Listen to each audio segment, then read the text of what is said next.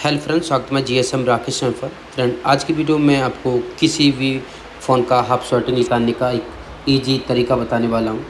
ये सैमसंग का keypad phone है। ये ना समझिए कि कीपैड फ़ोन पे काम करेगा। ये ट्रिक सारे फ़ोनों पर काम करेगा, वो एंड्रॉयड हो या फिर कीपैड हो या फिर कोई भी फ़ोन हो। देख सकते हैं यहाँ पर एक तरफ 282, 284 दोनों तरफ से सेम ही रीडिंग मिल रहा है। कहने का मतलब ये है 284 मिल रहा है, यानी कि ये फ़ोन हाफ शॉट है। ठीक है, हाफ शॉट का मैं आपको एक ऐसा इजी वे बता दूंगा कि आप किसी भी फ़ोन का बहुत आसानी से शॉर्टिंग निकाल सकते हैं। इस फ़ोन में नया वाला CPU लगा हुआ है स्पेक्ट्रम का 6531E।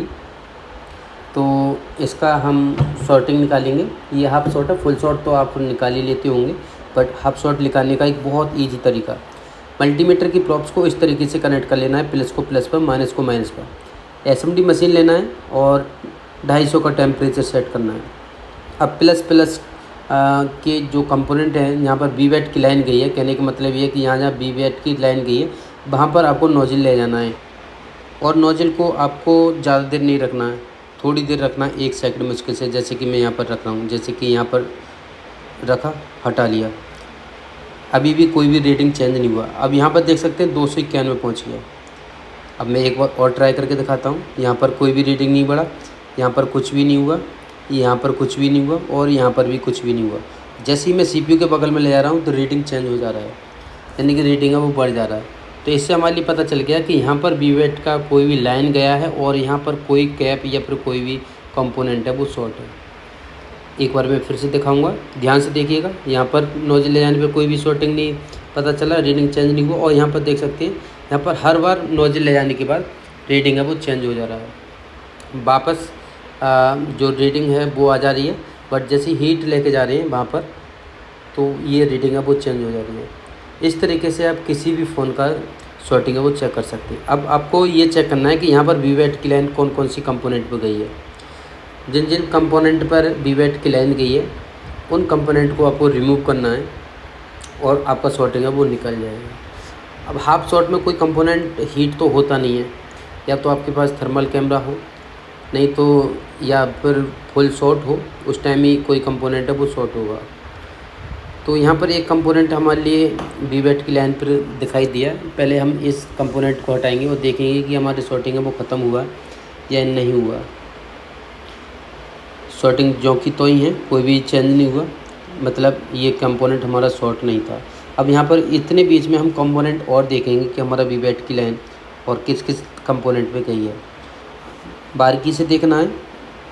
यहाँ पर भी नहीं है भाई, हीट देने पर तो यहीं पर BWAT लाइन दिखा रहा था, बट BWAT क्यों नहीं दिखाई दे रहा। ये पुराना वाला फ़ोन होता तो यहीं पर होती है कैप लगी हुई, बट ये नया वाला मॉडल है तो शायद दूसरी तरफ कंपोनेंट होंगे। तो हम एक एक करके चेक कर लेंगे। मेरे लिए भी नहीं पता है कि इसमें BWAT की लाइन है वो किधर की गई हुई है। हाँ, देख सकते हैं यहाँ पर एक कैप पर हमारे लिए 0 दिखाई दिया, यानी कि ये BWAT की लाइन है। यहाँ पर तो देख लेते हैं कितने कंपोनेंट पर हमारी BWAT की लाइन है। एक तो हमारा ये हो गया बड़ा वाला कैप, और देखते हैं एक ये हो गया, और 2 ये हो गए, और 2 ये हो गए, यानी कि 5 कंपोनेंट पर ये लाइन गई है, और पाँचों की पाँचों नज़दीक कंपोनेंट हैं।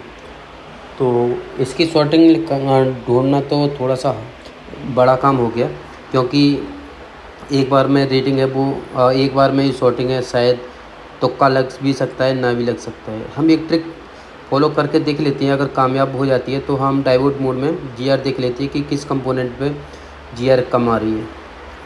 तो बड़े वाले कंपोनेंट पर हमारे लिए GR थोड़ा सा कम लग रहा है और कंपोनेंट के हिसाब से। तो पहले बड़े वाले कंपोनेंट को निकालते हैं। अब देखते हैं हमारा शॉर्टिंग है वो निकला या नहीं निकला। ये तो बिल्कुल शॉर्टिंग नहीं निकला, वहीं की वहीं है। तो अब ये हमारे लिए कैप निकालनी पड़ेंगी, छोटे छोटे वाले हैं। यहाँ पर हमने 2 कैप निकाली है। अब देखते हैं शॉर्टिंग निकला नहीं निकला।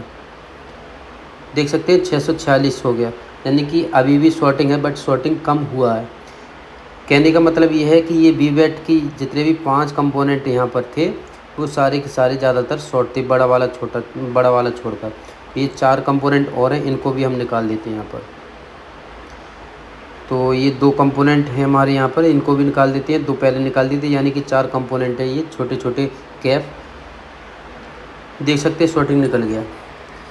अब इस तरीके से आप किसी भी फ़ोन की शॉर्टिंग है वो निकाल सकते हैं। थोड़ा सा एक ही जगह पर कंपोनेंट थे ये ज़्यादा, इसलिए दिक्कत हुई है और आप लोगों के लिए थोड़ा सा अच्छा नहीं लगा होगा। अगर एक कंपोनेंट होता तो एक ही बार में निकल जाती। तो ये ट्रिक आप फॉलो कर सकते हैं किसी भी फ़ोन पे, ट्राई करना। और इस वीडियो को लाइक कर देना, चैनल पे नहीं तो चैनल को सब्सक्राइब